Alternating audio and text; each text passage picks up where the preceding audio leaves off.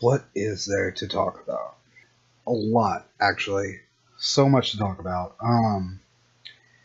Let's see. New logo, new games coming out that I'm kind of interested in, and my now hatred of No Man's Sky. Let's get to it.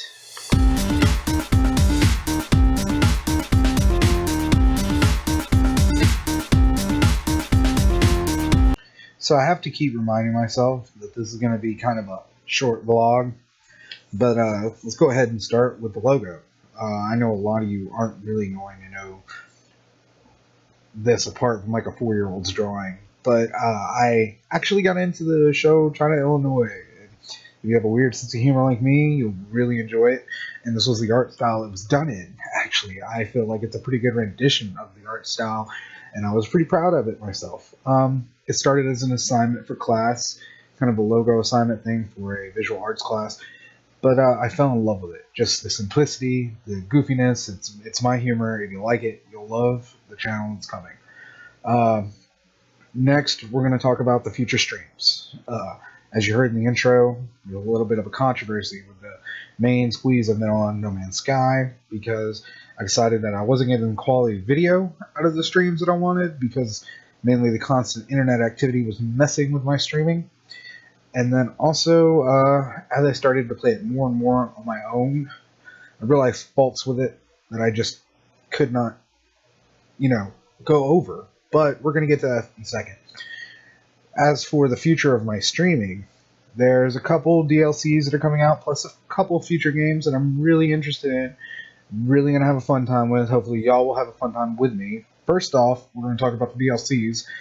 Fallout 4 and Dark Souls have both been confirmed with new DLCs coming out pretty soon. I'm not exactly sure on the Dark Souls. That company is a little more vague. FromSoft. They don't really talk too much with their customers, but I really enjoy their games just because the lack of trying to hold our hands seems to show respect for me as a gamer that I really like to see. Also, the Fallout 4 Nuka World. Super excited. Always into Fallout 4. You'll see I had 1 or 2 streams that I've done of it so far.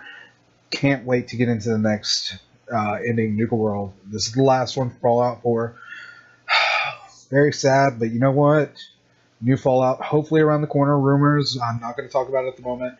Tons of rumors. Fallout New Orleans, I think is fake at this point, but we'll look at LA. Maybe that one's real.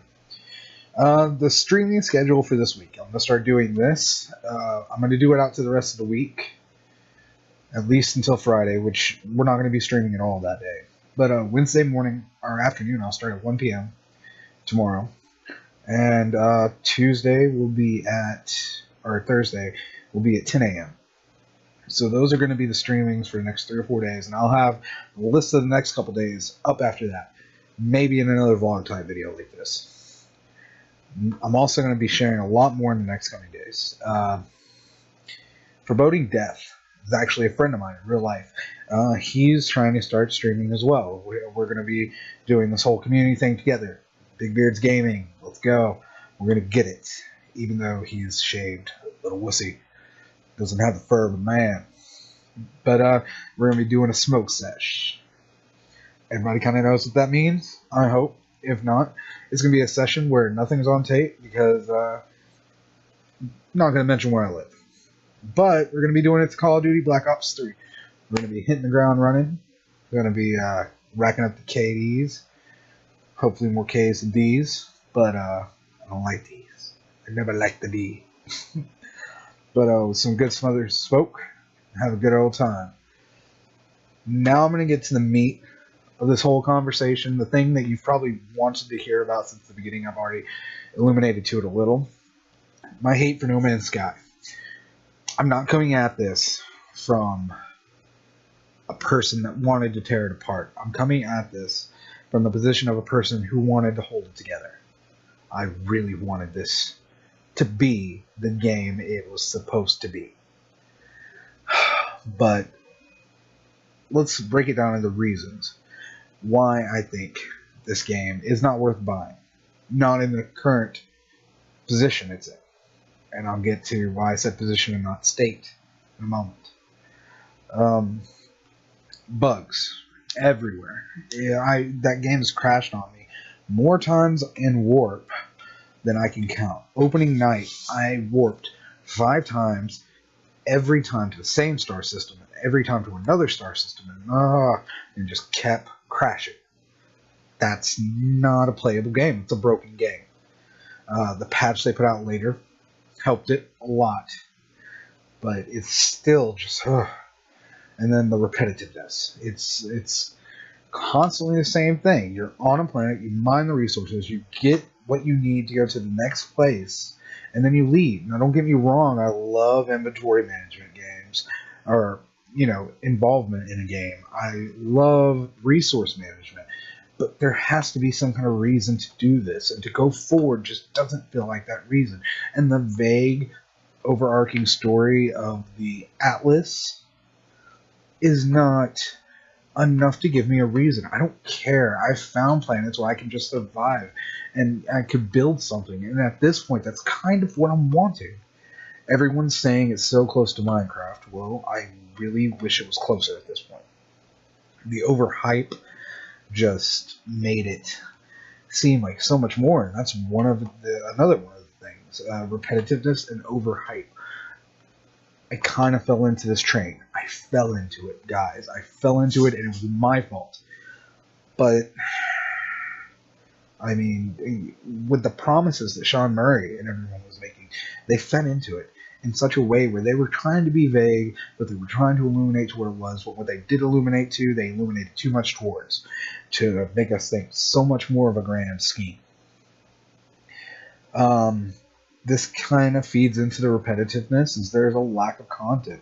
The content they do have are animatronic life forms, or Gex, or Vikings. Not even really an original name, just a nice spelling of it. That's it. You got 3 specific life forms you function with and talk to on a regular basis and become reputable with, I guess you would say. Yeah, reputable with. And on top of that, the Atlases, which is a race as well in some weird state of fashion. And speaking into that, a lack of features. They data mined that you can't even see the outside of the ship when you're inside. It's not even there. It's not written into the code. You can't see other players, and I don't even think that the button to scan for stuff that other people have found works. I don't think so, and it's.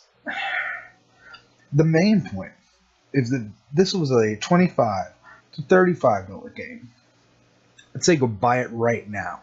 It's good for that. It's fun for that. It's that amount of money. But at $60 in the position it's in, it's not worth it. But let's end this on like a happier note. Something that's not hate you. What am I looking forward to? Nioh, the samurai-style Dark Souls game that's coming out, seems perfect.